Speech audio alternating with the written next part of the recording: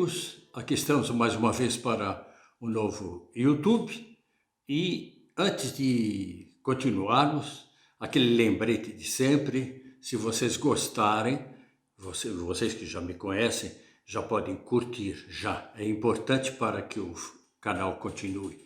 Curtir, compartilhar, deixar um comentário e se inscrever. Se inscrever, existe ali uma maneira, basta clicar, se inscrever no canal. Não custa nada, não paga nada, não tem dízimo, é só se inscrever.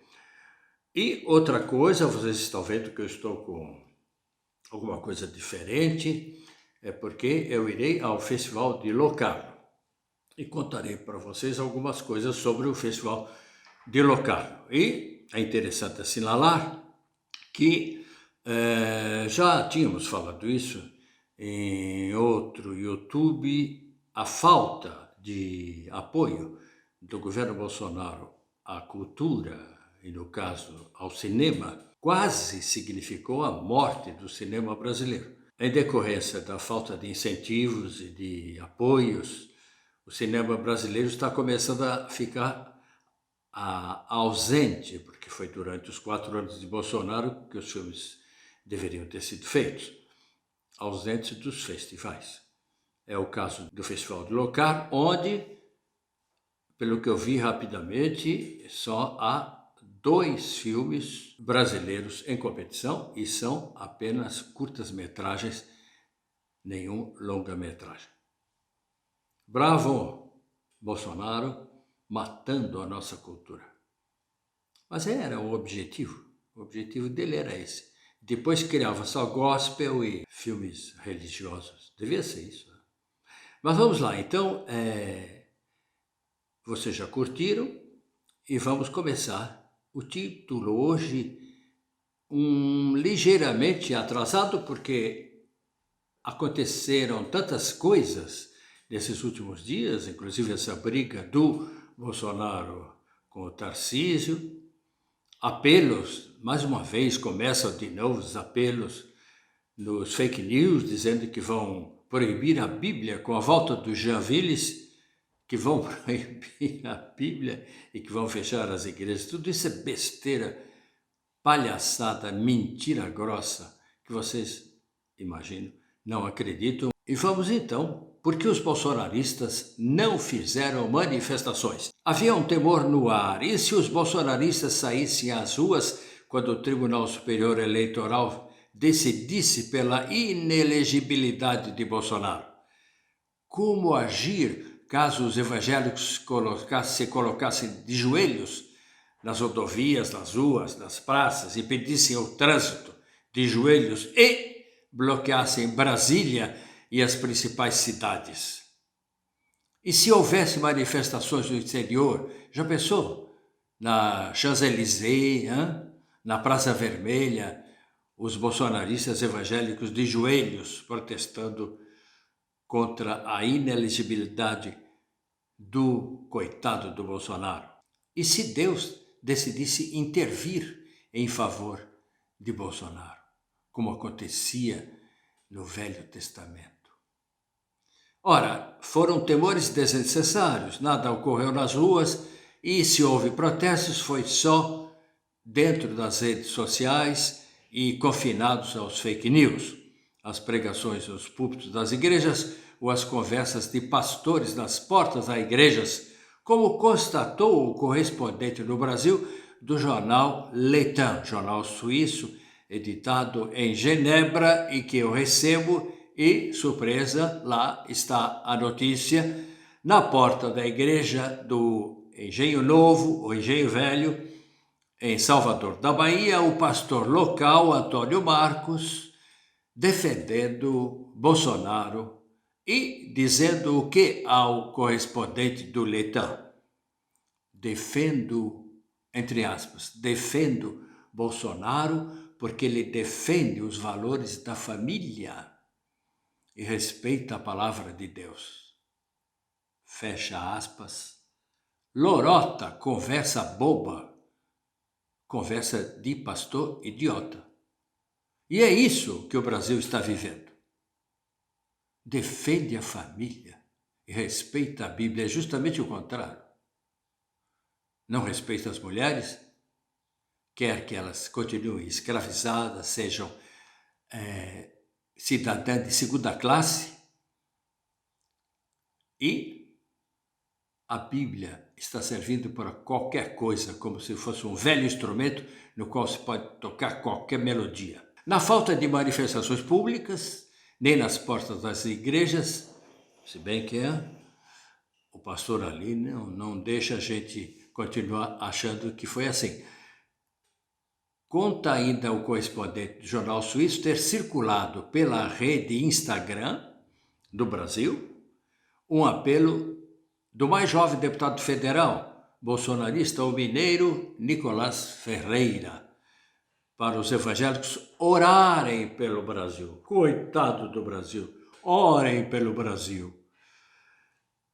Esse apelo foi mais tarde formalizado pelo deputado para se transformar numa espécie de rede de oração noturna, uma cadeia de oração noturna pelo ex-presidente e pelo Brasil. Mas vou dizer uma coisa, pergunte aí para os seus amigos evangélicos, nessa altura, passados já 4, 5 dias, todo mundo já esqueceu.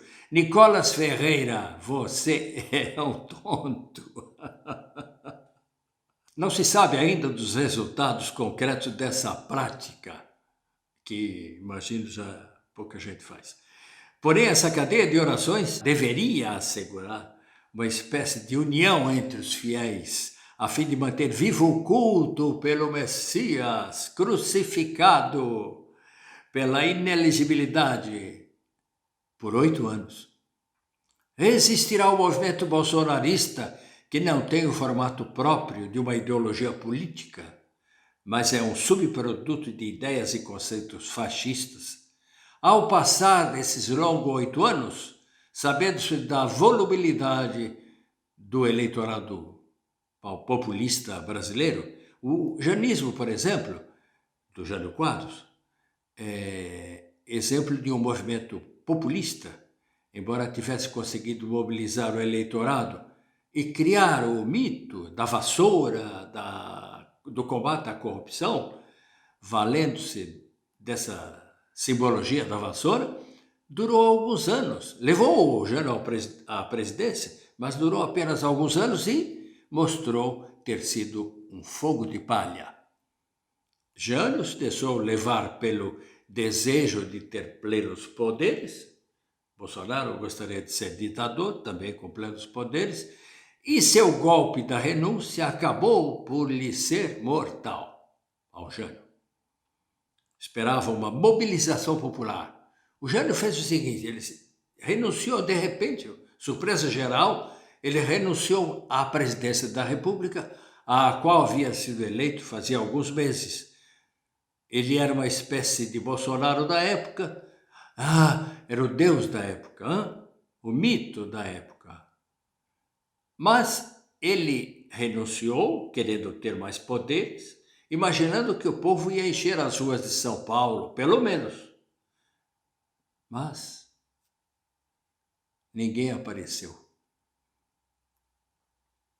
E o Jânio teve que partir porque ele renunciou e desapareceu na memória popular. Porém, a história só se repete até aí. Bolsonaro já foi derrotado nas eleições, já foi condenado à inelegibilidade e naquela tentativa de golpe do 6 de janeiro também não conseguiu nada. Portanto, não houve reações populares grandes, não haverá mais. Acabou.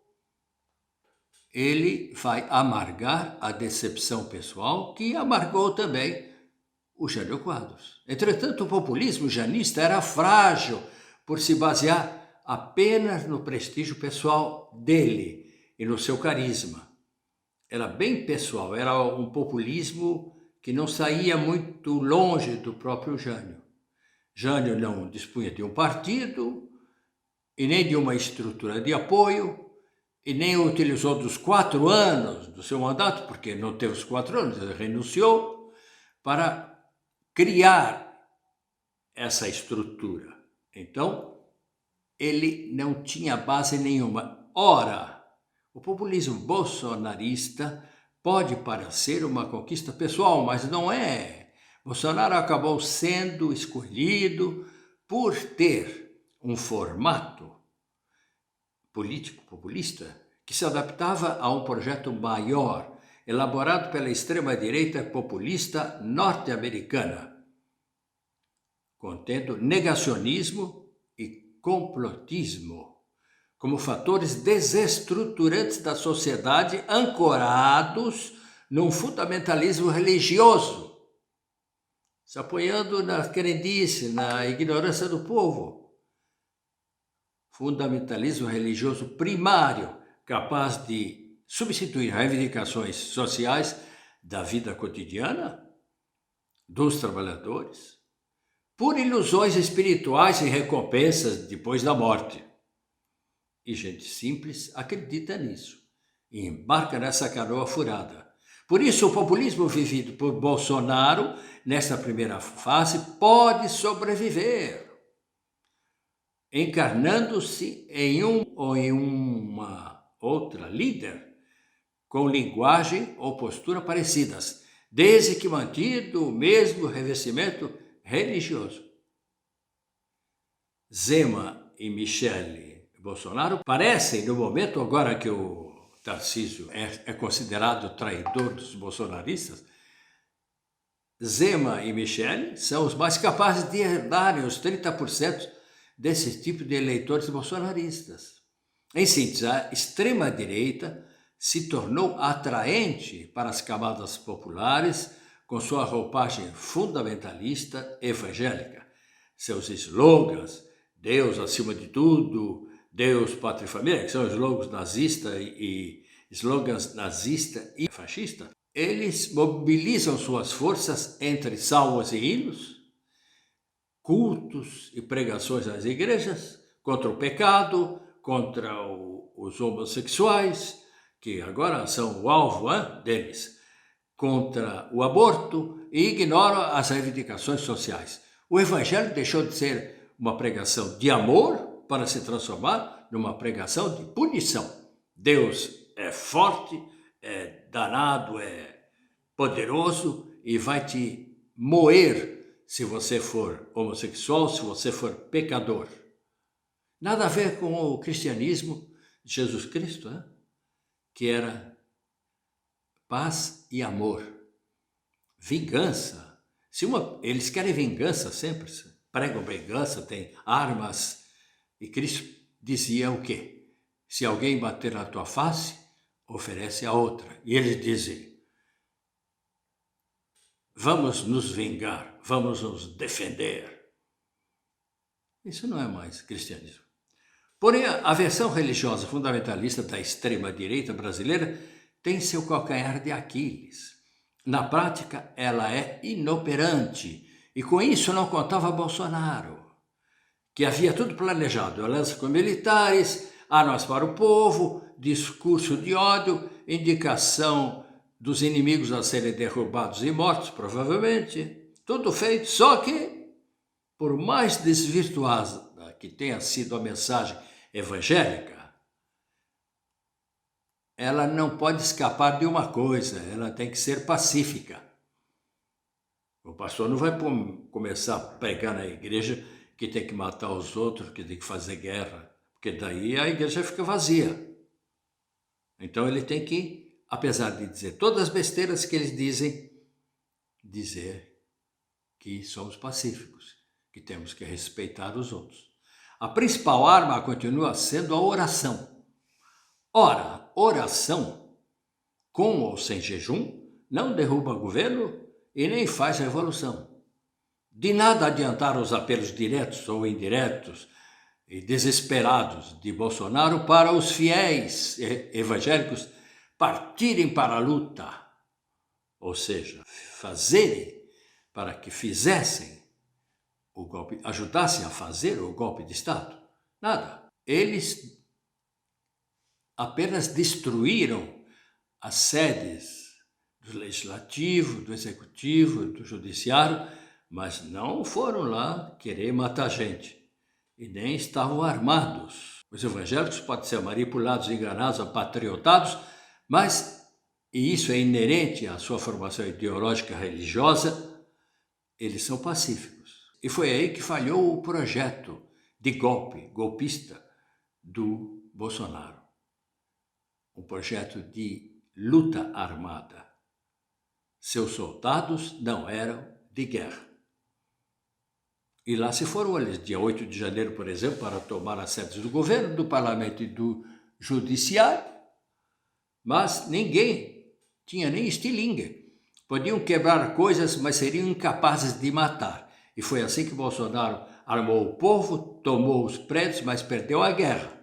Seus seguidores tinham se tornado fanáticos, mas são incapazes de matar, porque Cristo proíbe. Ainda bem, hein? Exército e seguidores de Bolsonaro formavam a enorme tropa que atacou Brasília, dirigida por covardões escondidos nas areias de Orlando, nos Estados Unidos. Entenderam? Ninguém faz revolução com um exército pacífico. E por que não houve manifestações por Bolsonaro ao ser declarada a sua inelegibilidade? Aí é outro item. Por quê? Porque antes ficava na frente dos quartéis e depois caçam o Bolsonaro e ninguém se mexe.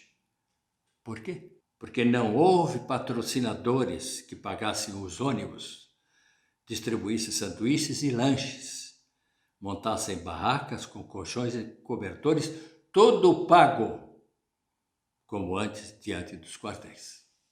É isso? Gostaram? Curtam, compartilham e se inscrevam. Até a próxima.